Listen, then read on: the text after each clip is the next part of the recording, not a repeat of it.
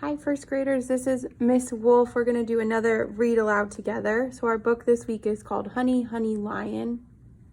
It's by Jan Brett. And then this is a story from Africa. So these are all African animals in this story. So this is a picture. There's a picture of all the African animals. There's hyenas, zebras, there's giraffes, lions, warthogs, hippos, elephants. So let's read Honey, Honey, Lion together. In Africa, the honey guide and the honey badger are partners when it comes to honey. So this is the honey guide, this little bird, and this is the honey badger. Kind of looks like a skunk. The little bird follows a bee to its hive, and then she leads the honey badger there to break it open with its big, strong claws. Together, they share the sweetness, and that is the way it has always been. So the honey guide, the little bird, guides the badger to the honey, and he breaks it open with his claws, and then they both share the honey together. Maybe this day, Badger was hungrier than usual. Maybe he forgot about Honey Guide, who showed him the way. Or could he have been thinking, my strong claws do all the hard work? Whatever the reason, that day, Badger would not share. He's sitting here with all the honey. And the honey guide's over here looking pretty angry. Honey Guide scolded Badger as he waddled back to the jackalberry tree, his tummy almost touching the ground. She fussed and fumed as he tried to fit into his burrow. Look at his big belly hanging down. Finally, she cried out for all the animals to hear, "No fair, no fair." Soon all the guinea hens were broadcasting the news. Honey Guide is in a major rage. That means that she was really angry. Major rage means she's very angry. But Badger didn't hear. He was sound asleep, smiling, snoring, and hiccuping from his big meal. Grump! Badger roared out the loudest hiccup of all, and its deep, low rumble gave Honey Guide an idea. The next morning, Badger woke up hungry, his tummy flat as a pancake. That's when Honey Guide flew by, heading for the great gray baobab, which is a type of tree in Africa. So it's this tree, a baobab. Honey, honey, honey, she cried, grinning. The little bird zigzagged over its large roots. Pitter-patter. Badger ran after her. Pitter-patter. So these words, there's a lot of these words in this book. They're called onomatopoeias, and they're sounds. So anytime we see these bolded letters in this book, it's an onomatopoeia, so it's a sound. Badger ran after her. Pitter-patter, so it's the sound his feet are making as he's running.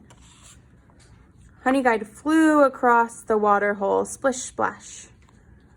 Badger paddled after her. Splish-splash. So that's the sound the water's making as they're going across the water hole.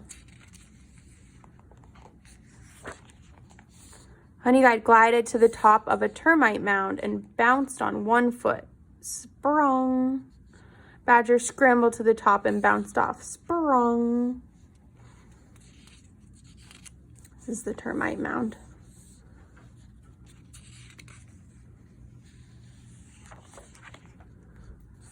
Honey Guide landed on a hollow log. It echoed as she stomped along. Boom, boom. Badger hurried to catch up. Boom, boom.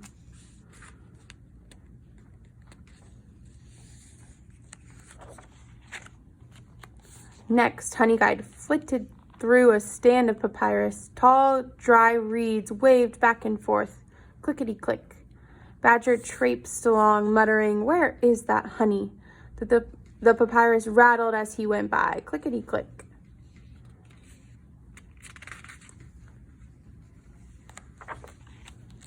Honey Guide led him through a field of golden bristle grass. Swish, swish. Badger huffed and puffed, but the thought of the delicious meal waiting for him kept him going. Swish, swish.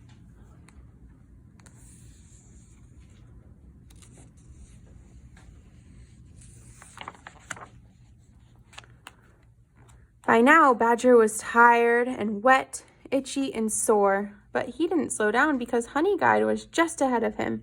She flashed her wings, fanned her tail, and dove under the acacia tree. I've never heard of that, but I tried to sound that out on my own. Acacia tree.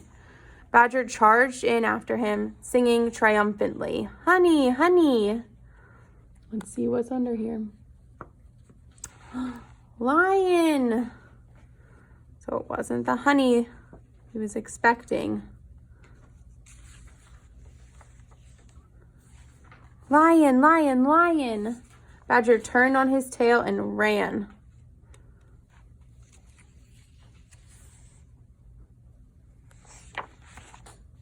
Swish, swish through the tall grass. Clickety-click into the papyrus. Boom, boom over the hollow log.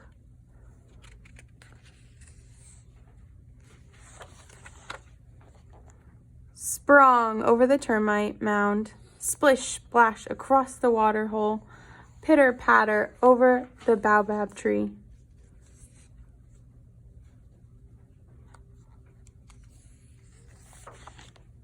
Badger dashed into his burrow.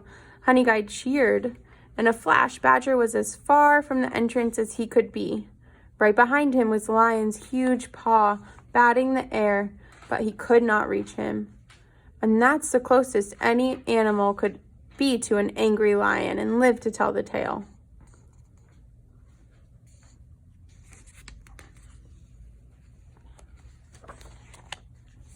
That evening, Mongoose squeaked to Elephant, who trumpeted to Hippo, who bellowed to Warthog, who squealed to Bishop Bird, who piped to Hyena, who whooped to Zebra, who snorted to Giraffe, who was overheard by Guinea Hen, who bugled it far and wide.